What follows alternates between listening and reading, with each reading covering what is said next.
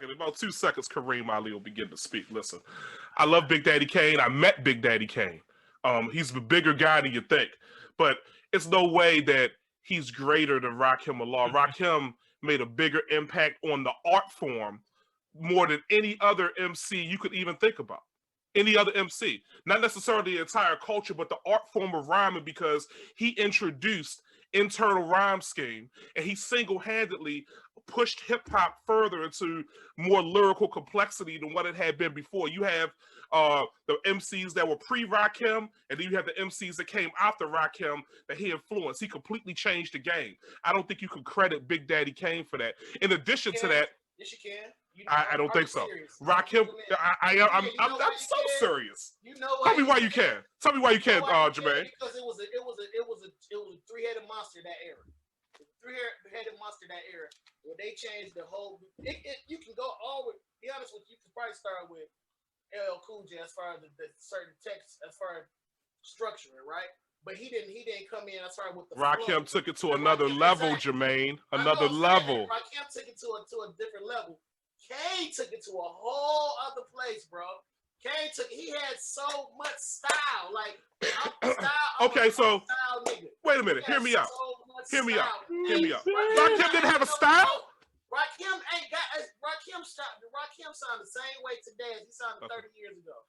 And he was so much more advanced. 70 years ahead of his time. Shit. This is what I do when I listen to Rakim, right? Anything after Father Leader. Not Father, Father Leader.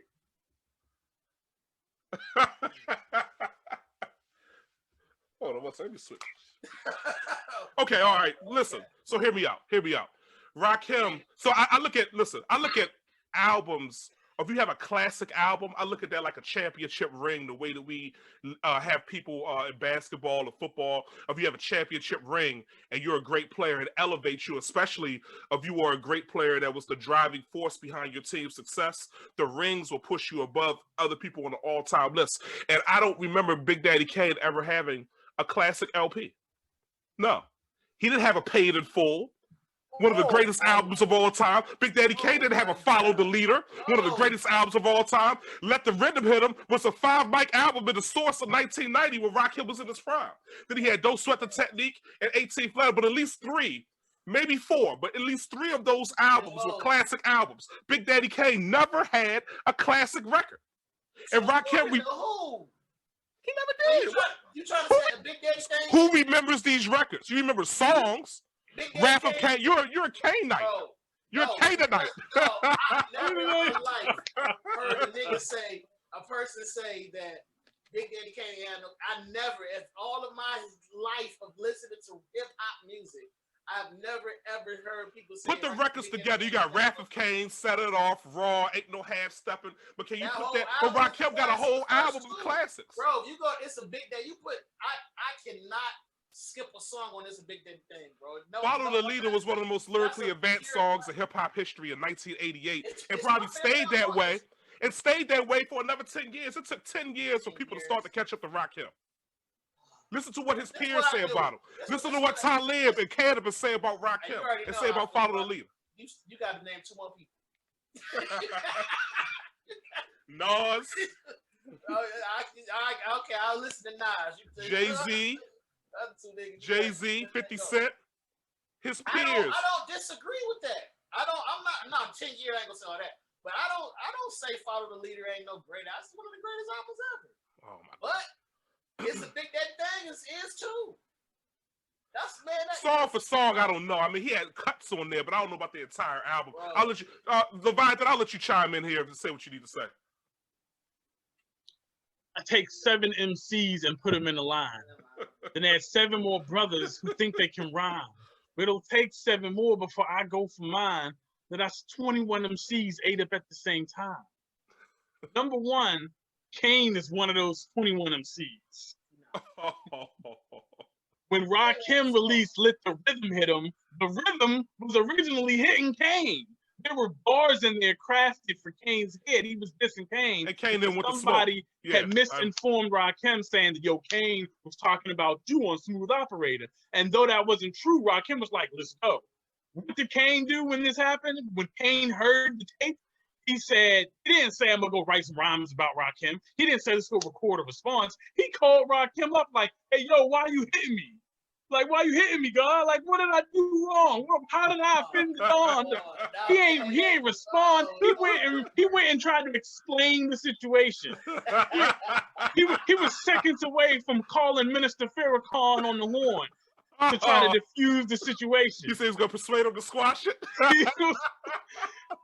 And so Rakim said, oh, okay, I understand. You got some bad information. I wasn't talking about you. You know, it's all good. I'll change the verse. You know, because, you know, Rakim is you know, he's a benevolent man like that. He did not train at Cobra Kai. Right. Miyagi, though, all day. But that's, so then on top of that, when they actually were supposed to battle at the Apollo that time, it was going to be a big thing. Rakim was with it. Kane was the one who was like, I don't know if it's a good look. So, for one, Kane has never wanted smoke with Rakim. Now, this shouldn't be a debate or conversation about Rakim versus Kane. That's of no consequence. Are you serious? Listen, one second, Slangston. Let me let Jermaine get it. Let me let Jermaine get in here for a second. Every interview that you've been seeing, Kane said, I want that smoke. 20, 30 years later. He wanted it. Not now. Not in real time. I mean, 30 years now, later. but not then. Right. He probably see, because he know that Rakim gonna rap the same way he rapped 30 years ago. He's like, okay. Kane, like, you know what I'm saying? Well, first of all, okay. Lyrical, like, again, lyrical is subjective. I don't get into the lyrical stuff. I told you guys, I get into the flavor, right? Okay. And then the lyrical, because some of that stuff, that shit don't be making sense. But that's like saying, I like the taste of the food. I don't care about the ingredients. Shit, that's how we eat all the damn time. And that's wrong. And that's wrong. Whether it's food or whether it's hip hop, is food for your stomach or food for your brain. That's wrong. I want flavor and ingredients. I want lyricism and style. 1 second, Leviathan. Let me hear what Jermaine has to say. That lyrical, so-called lyrical shit created such a divide in hip hop to a point where niggas got some type of hierarchy thinking that because they rhyming every word in the fucking in the dictionary that they some special type of rapper. Jermaine, let me ask you this. So you shouldn't ascend to the highest level of skill in the art form, the highest level of technique. But technique is one thing. So listen, hear me out. Who's more technical than Kane? Hear me out. More lyrical than Kane. Kane is lyrical spiritual miracle.